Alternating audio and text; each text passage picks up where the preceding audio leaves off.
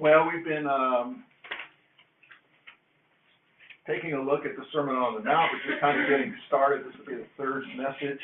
And just what's occurring to me as I'm, thinking about this is we are looking at the very words that came out of Jesus' mouth. This is the greatest sermon, that they would say, by the greatest preacher ever preached. And we can sit here and take it in and let it transform our lives. Think about it. Who's smarter than Jesus? Who's wiser than Jesus? Who alone knows how human beings are supposed to live better than Jesus? Nobody. And he is giving us this wisdom.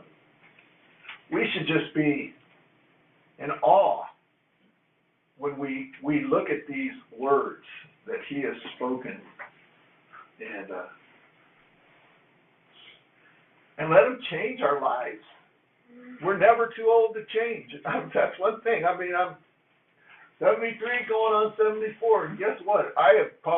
God has done more in my life in the last few years than all the years before, and I thought he'd done some pretty remarkable things by then, So we're coming to this today. Now,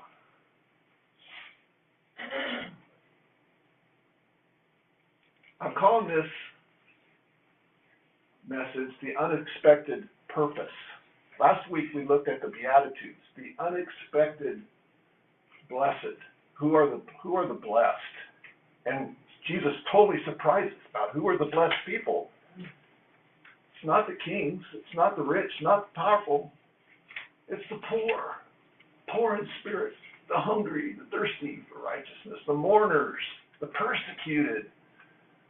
These are the people he's saying are blessed. And we realize when we look at the context, well, of course, who were the crowds? Who were the multitudes? These are the people who came, who were sick, who were demon-possessed, and they came from not only all of Israel, but even outside of it, from Syria, it says they even came down. So these were just regular folks who were coming to Jesus because he had something that nobody else had.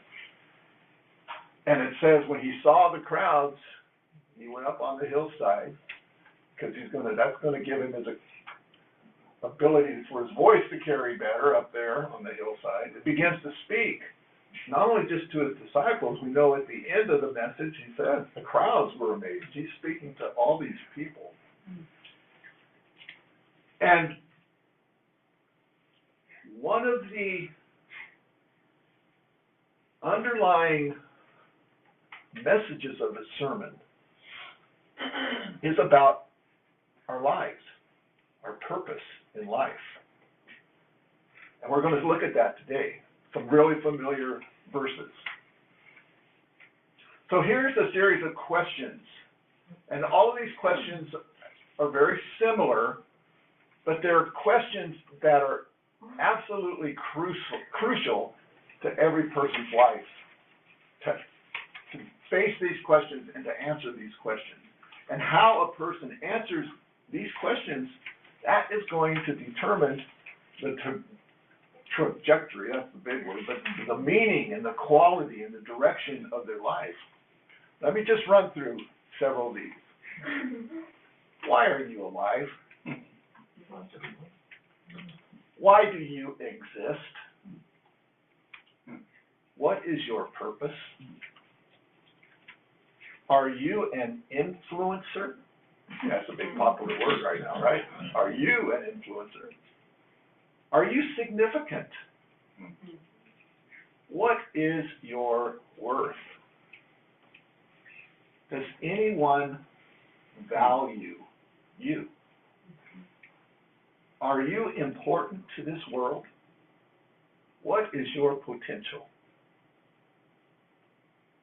And using different words, that's what Jesus is presenting in these sermons. He's presenting these questions and how the outcome of a person's life is directly connected to how they answer these kinds of questions, for good or for bad. When we get to the end of the sermon, we'll see that. So these are the kinds of questions that are really they're inescapable. We all have been faced with these questions. These are the kinds of questions that haunt us on a sleepless night. These are the kinds of questions that hound us in our lowest moments. We can't escape them. We may try to avoid them in this life, but man, they're going to be right there in front of us when we get to the next. And it may be too late then. We must know, why am I here? We must know that. It's sort of like what Hamlet said, to be or not to be. That is the question. So the way Jesus words it, so he's gone through the Beatitudes. He's gone through, blessed are the poor in spirit, for theirs is the kingdom of heaven. He's gone through and he said, who are blessed in this world? And he's saying, you people are. You're not being called blessed by the rich and the powerful, the ones who are calling the shots. They're not calling you blessed. They're just using you. But Jesus, and they're telling you that you're not blessed in the eyes of God necessarily. Most of you are a mess in the eyes of God. And Jesus comes and says, no, you guys are blessed. In the kingdom of God, you are blessed. And then that's the unexpected blessing. Now he comes and he gets more personal. He does the application here. What is the unexpected purpose? And he says, it's beginning in verse 13, going through verse 21, I believe. But we'll just take it a little bit section by section. There's three parts here. First is this whole image of salt and light. We're all familiar with that, right? The salt of the earth. Now, I mean, that's a common phrase just in the world itself.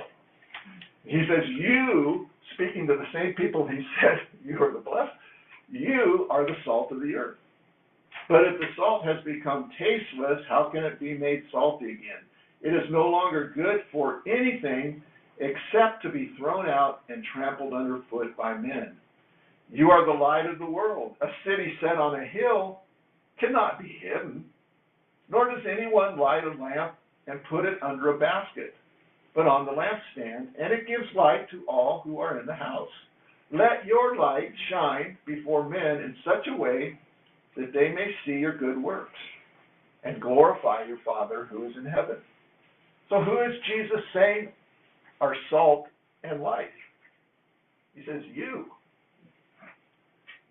That would include his disciples, obviously, sitting right there, but that includes this whole crowd of people.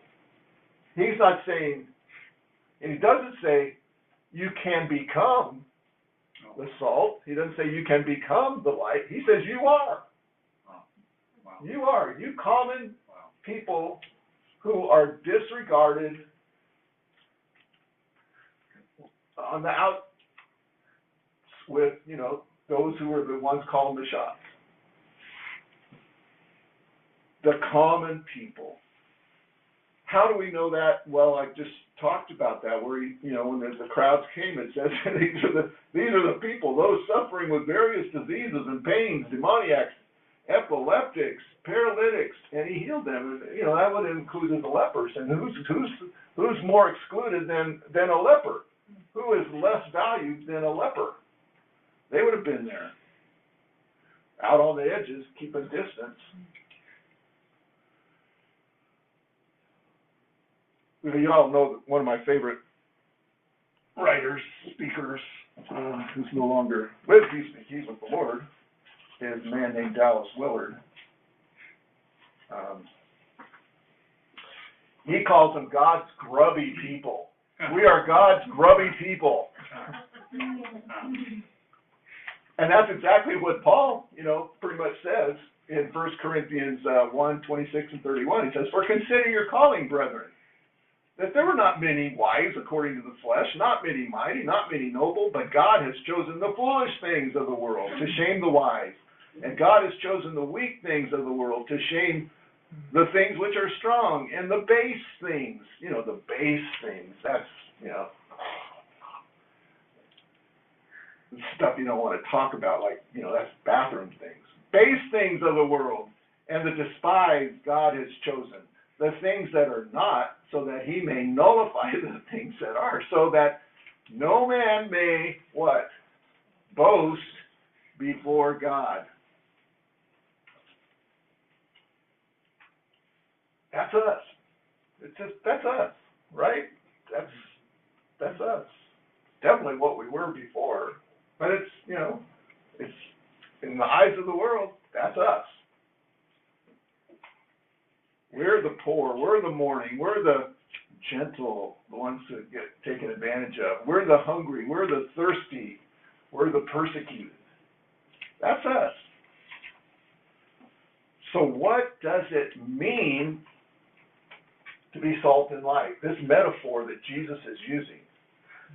I mean, you're not a light bulb, you're not a candle, literally. You're not salt, but he says we are. That's what we are.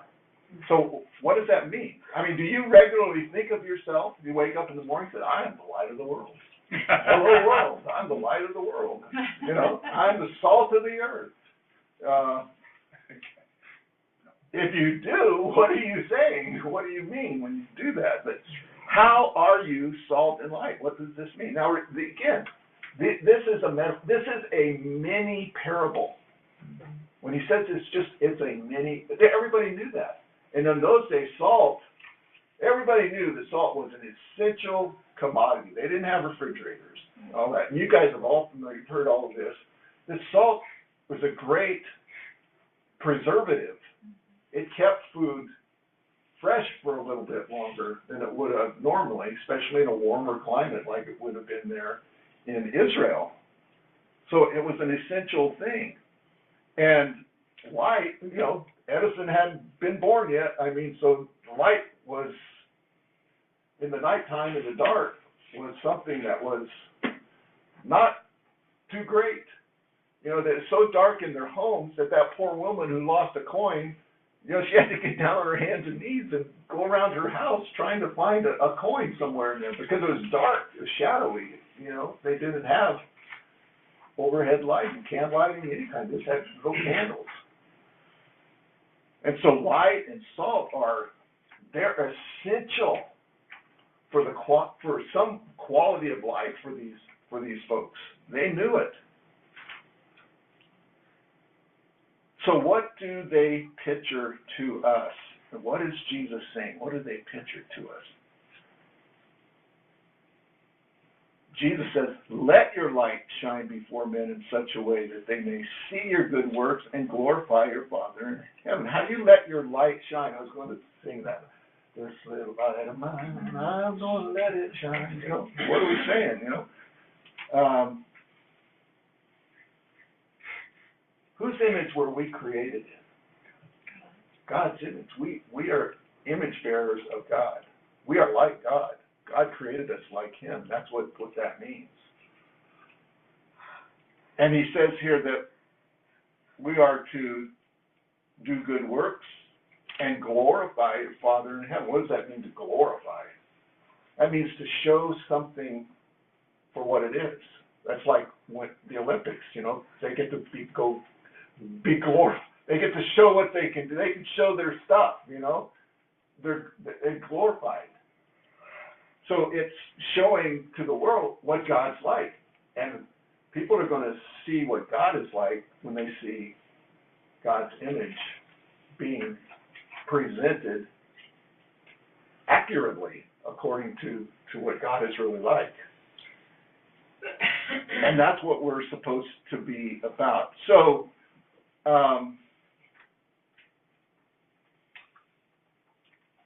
That's what we were created for. We were created to glorify God. What's the Westminster Confession say? What's the chief end of man?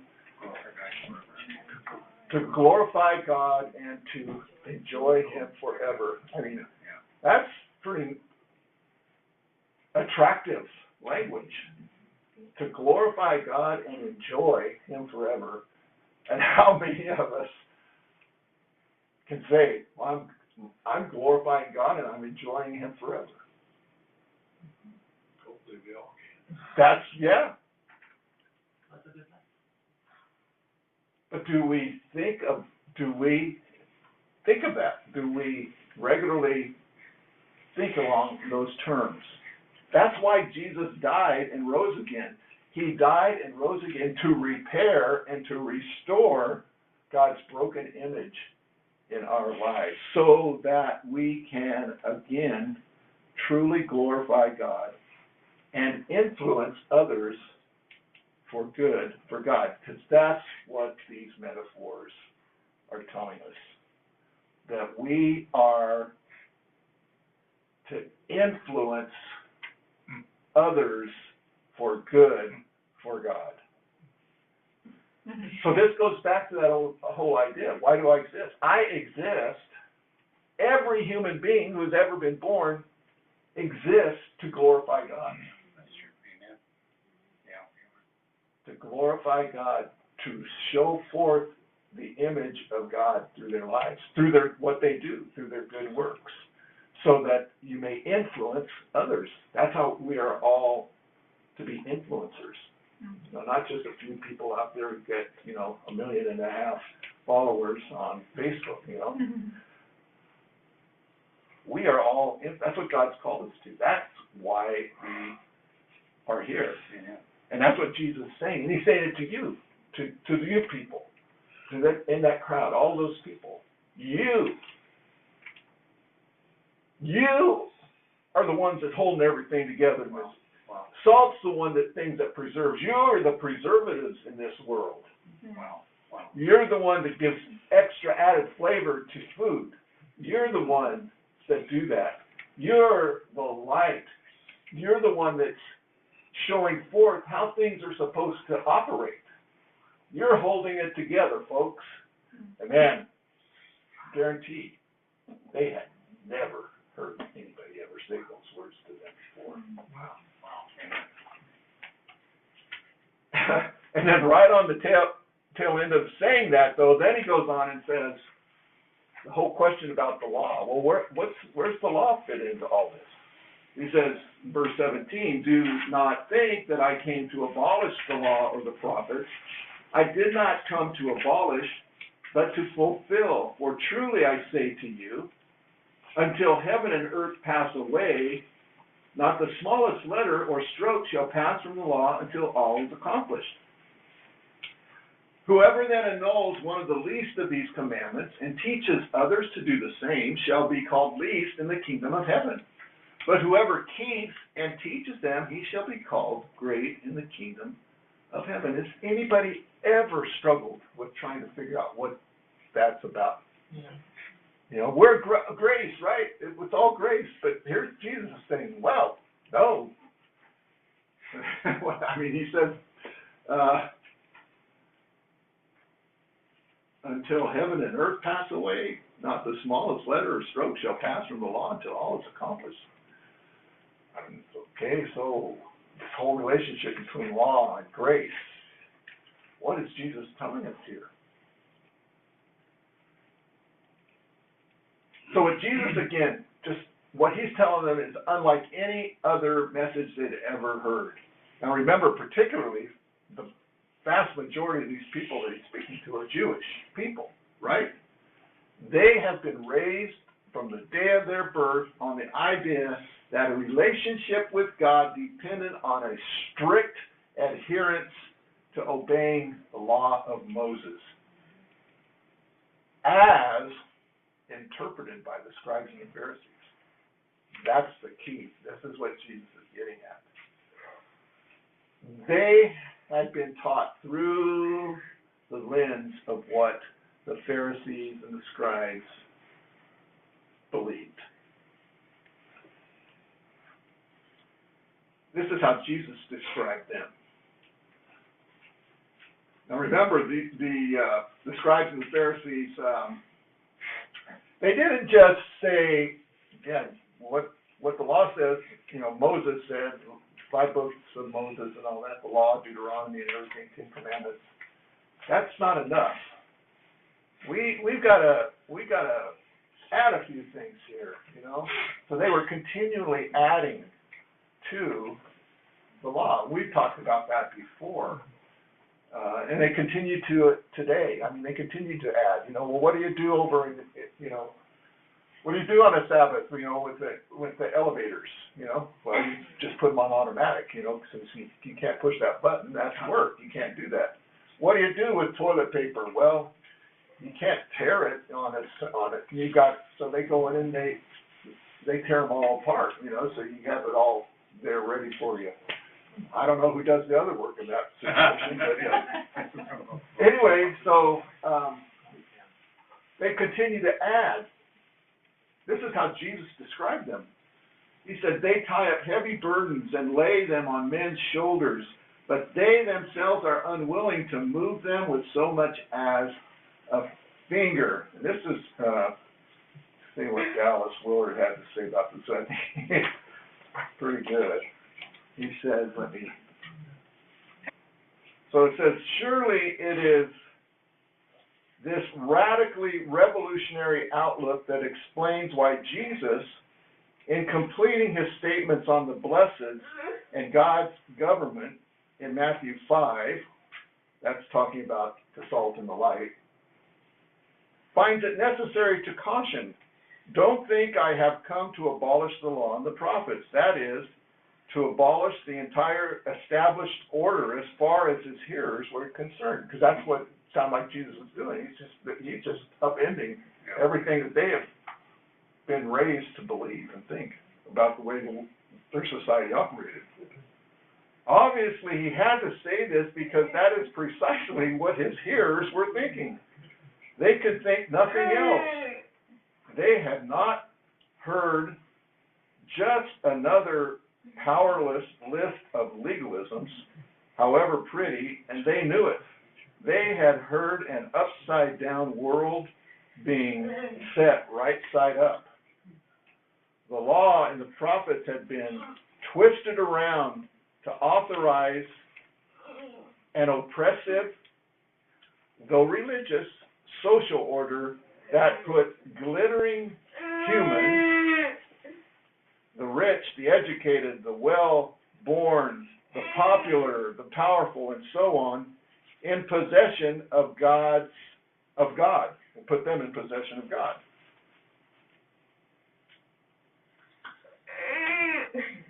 Jesus' proclamation clearly dumped them out of their privileged position and raised ordinary people with no human qualifications into the divine fellowship by faith in Jesus. You see what he's saying? So what Jesus is saying, he's pretty well, these guys that are sitting on top of the hill, he's knocked them all off of the hill and has put on the top of the hill these common poor folks up there. This is a powerful message, enough to thoroughly confuse a simple people who lived with their noses to the grindstone and knew no order other than the one imposed upon them by religious experts zealously defending their own privileges. So Jesus cautions them to respect the law, to fulfill it, not abolish it, as he then moves on in Matthew 5:20 and following, to where he will explain what the law really means for human life under God. Exactly how they are to respect the law and move beyond the righteousness of the scribes and the Pharisees. So, Jesus is putting a qualifier there. Now, don't think I'm throwing out the law as the law intended was intended. He's saying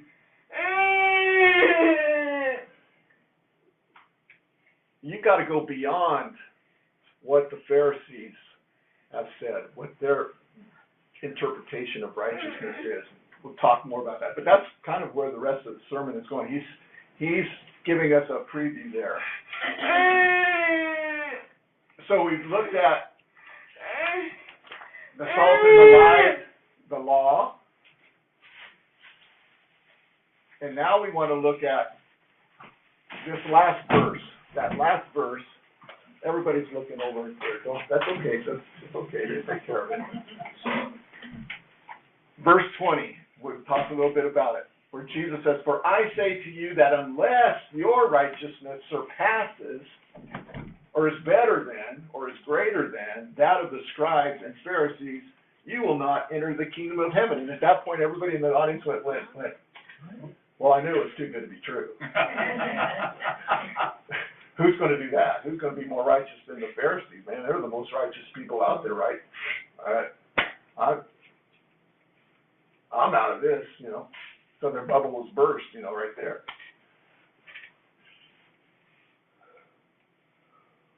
Jesus says he did not come to abolish the law, but to fulfill the law. Fulfill. And that's the key word in this whole thing. Fulfill. What does that mean, to fulfill the law? And in the Greek, guess what it means? It means to fulfill. It means to complete. And in Jesus, we are taught, and he said it himself, and as we're going to get taught by Paul and all the other writers in the New Testament, that in Jesus the law was completed. He finished the purpose of the law. He did the job. It is finished. That's what he said at the cross, just before he died. Teleos. So what's that the word? Something like that. It means complete. It means it's this word, fulfilled. It is completed. Yeah. And that's why Paul and the other writers in the New Testament said things like, "For what the law could not do, weak as it was through the flesh, God did, sending his own Son in the likeness of sinful flesh, and as an offering for sin, he condemned sin in the flesh, so that the requirement of the law might be fulfilled in us, who do not walk according to the flesh, but according to the Spirit." That's Romans 8, verses 3 and 4. And then James, Jesus' brother, or half-brother, he would know if this brother of his was all he was cracked up to be. Can you believe? I mean, if my brother started saying he was the Messiah, I would. Yeah. See, I'm concerned that I'm in the same gene pool as you are. So, but James writes this. He says, "If, however, you are fulfilling the royal law according to the Scripture, you shall love your neighbor as yourself, you are doing well." Fulfilling the law. And Galatians 5:14, Paul says, "For the whole law," that's what Jesus said, not one jot or tittle. And here Paul says, "For the whole law is fulfilled in one word, in the statement, you shall love your neighbor as yourself." Amen. So Jesus is telling us that there's a different way to understand the law. He's not giving us the whole story yet, but he's going to open that up as we go along in the sermon.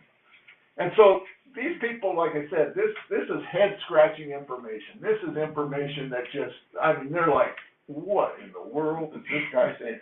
These were words that flew in the face of all that they had been taught from childhood. And if these were true words that he is speaking, then these are the most liberating words to free them from the shackles of this Jewish legalistic system that had kept God at a distance, looking down at them with folded arms and a big scowl of disappointment all their life. That's how they saw God. And they had to take their medicine on a regular basis and go down to Jerusalem and make this trip and sacrifice an animal to get their sins forgiven until they can come down again the next time. That was the cycle of their life. Because God's up there, you guys are such a disappointment. You can't do anything right. Yeah. That was their view of God. They weren't looking at God saying, oh God, you value me so much, you know, you love me so much. They were trapped. They were trapped in a religious system they could not get out of. That was their only hope, these animal sacrifices down there in Jerusalem. And that's what predominated their lives and their thoughts, day and night.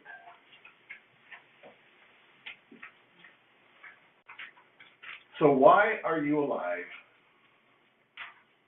Why do you exist? Those questions. What is your purpose? Are you an influencer? Are you significant? What is your worth? Does anyone value you? Are you important to this world? What is your potential? And Jesus' answer to that is yes, you are important. You have a reason to exist. You have a purpose. You are an influencer, one way or the other. You are significant. You have infinite worth. You are valued by the one who it matters most to, the one who created you, and the one who saved you. You are important to this world. You are essential to this world. You have potential beyond your wildest dreams. And the funny thing is, guess who got this?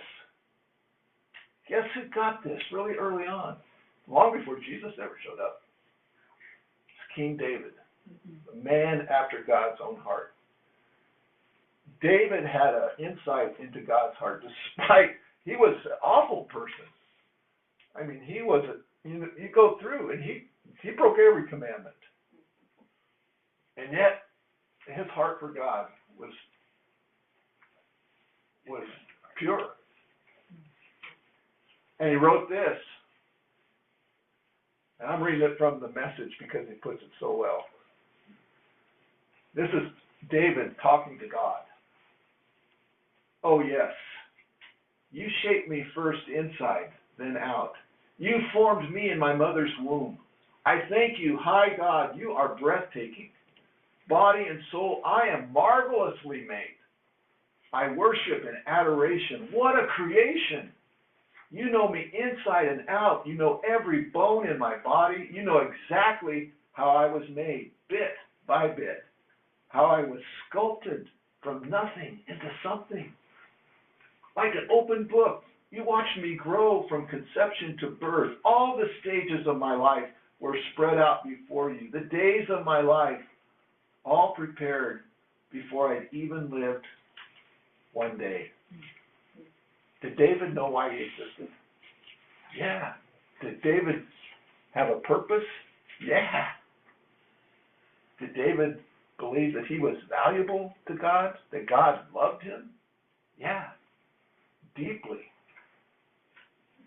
And that's what Jesus is saying to us. You are the salt of the earth. You are the light. Oh, wake up tomorrow and go, man, I'm the light of the world. You are essential to the preservation and quality of life on this planet. Come on, give me a break. That sounds so audacious. But it's true. It is absolutely true. The influence that you have to every person in your circle of persons and beyond. Because you will influence them, they will influence. We have no idea how far the ripples go from the little pebbles that we are throwing in the pond. This is the great unexpected purpose that is our privilege to experience.